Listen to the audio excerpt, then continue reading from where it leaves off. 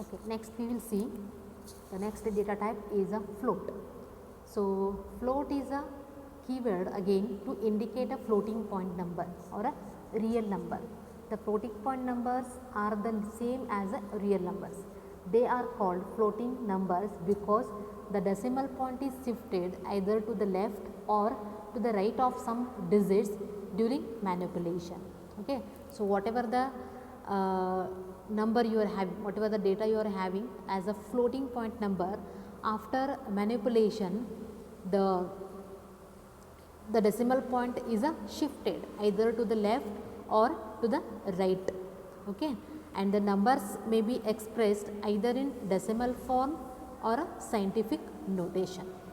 So decimal form means the normal how we declare a normal floating point number, that is a decimal form.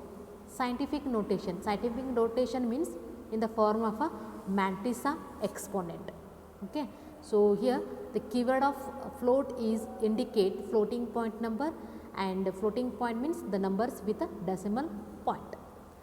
And the example here you can see minus 26.23, 2.63238 capital E plus 02, 26323.8 E minus 02. So here in the above example the character E, that is capital E, stands for exponent. We can use the mantissa exponent when the given data is either too big or too small. In that case only we use a mantissa exponent. Okay, so if you take one example, if the given number is 0.00000012, then the given data is too large. Okay, so here we cannot treat it as a ordinary floating point number. Now we have to return this data into mantissa exponent form. So how we should write this one means 1 point into 10 raised to minus 11, 1.2 into 10 raised to minus 11, which would be written in the mantissa exponent. So form is 1.2 capital E minus 11. So this is a mantissa exponent. So when we use mantissa exponent means the data size, the size of the data is too large or too small. In that term only we will write. Means the floating point number can be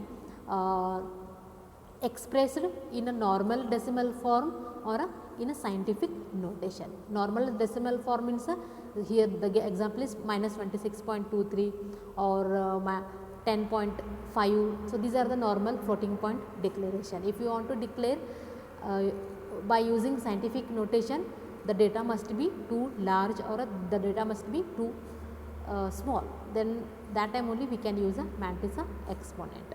Okay, so this is about a float data type. And what is the size of the float data type? 4 bytes, means it provides only 4 bytes of data to store the data. Okay, so this is about a floating data type. So in the next video we will discuss 2 more types of data types. Okay, thank you.